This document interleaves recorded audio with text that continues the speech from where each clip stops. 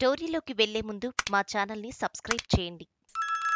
వీళ్లను వదిలించుకుంటేనే Jagan safe. ఒక మార్పు లేదా ఒక తీర్పు నాయకులను మార్చాలి, పార్టీని కూడా మార్చాలి.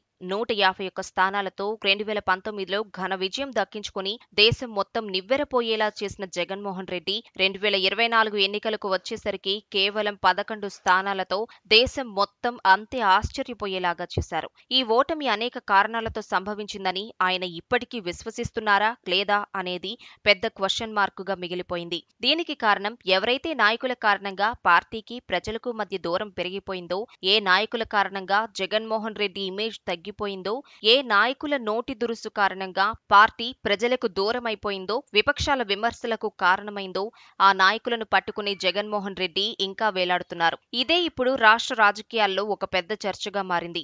ఇది వ్యక్తిగతంగా చూసుకుంటే జగన్మోహన్ రెడ్డికి సంబంధించి కీలక వ్యవహారం. ఆయన ఇలానే ఉంటే, పార్టీ కూడా ఇలానే ఉంటే రాబోయే రోజుల్లో ప్రజలు తీర్పు మరింత దారుణంగా ఉన్నా ఆశ్చర్యపోవాల్సిన అవసరం లేదు.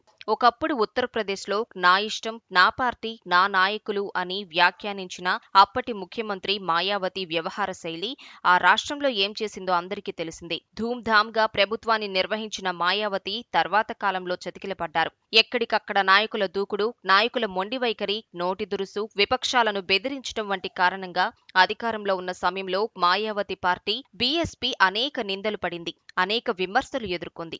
వాటి నుంచి కోలుకోవాలని, వాటి నుంచి నేర్చుకోవాలని అనేక సూచనలు వచ్చాయి. కానీ మాయావతి ఒక్క మాట కూడా పట్టించుకోలేదు. ఫలితంగా ఏ అధికారంలో అయితే ఉన్నారో తర్వాత కాలంలో కేవలం 4 స్థానాలకు ఆమె పార్టీ కుప్పకూలిపోయిన విషయం దేశ చరిత్రలో మొదటిసారి. ఆ తర్వాత ఇదే పరిస్థితిని వైసీపీ ఈనాడు ఎదుర్కొంది. దీనికంటే ముందు కరుణానిధి ప్రభుత్వం కూడా ఉండొచ్చు.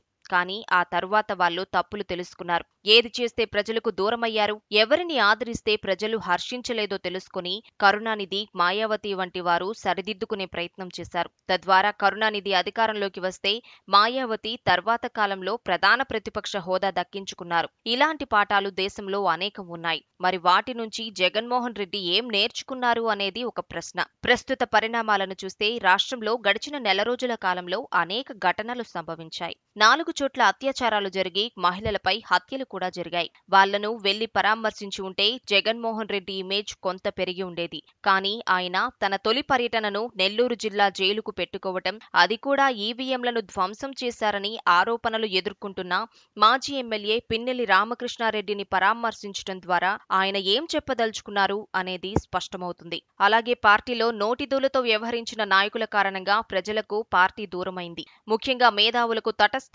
ఓటర్లకు కూడా పార్టీ దూరమైంది. ఫలితంగానే 10% ఓటు బ్యాంకు కోల్పోయి 11 స్థానాలకు వైసీపీ పరిమితమైంది. అయినా జగన్మోహన్ రెడ్డిలో మార్పు కనిపించడం లేదు. కొడాలి నాని, జోగి రమేష్, అదేవిధంగా అంబటి రాంబాబు ఇట్లాంటి నాయకులను ఆయన దూరం పెట్టకపోగా వారికే అధికారాలు ఇచ్చినట్లుగా వారితోనే మాట్లాడిస్తున్నారు.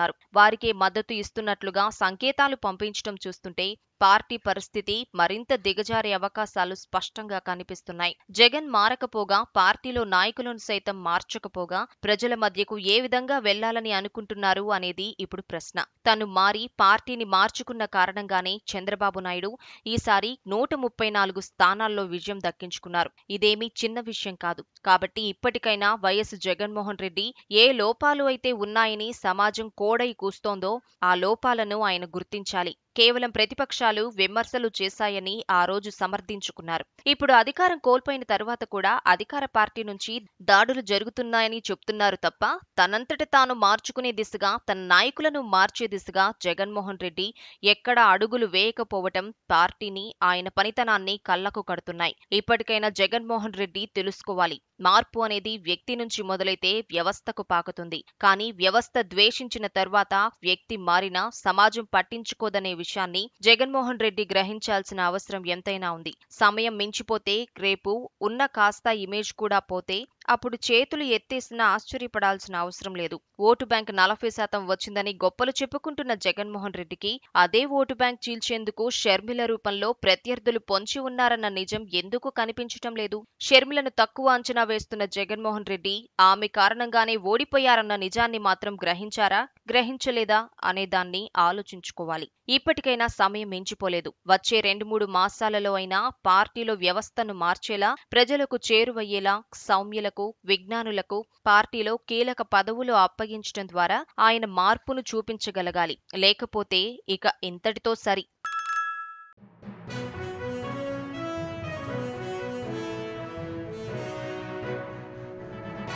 మీ ఊరికి సంబంధించిన సమస్యలను, ఇతర వార్తలను 9440486321 నెంబర్కు వాట్సాప్ ద్వారా వీడియోలను పంపగలరు.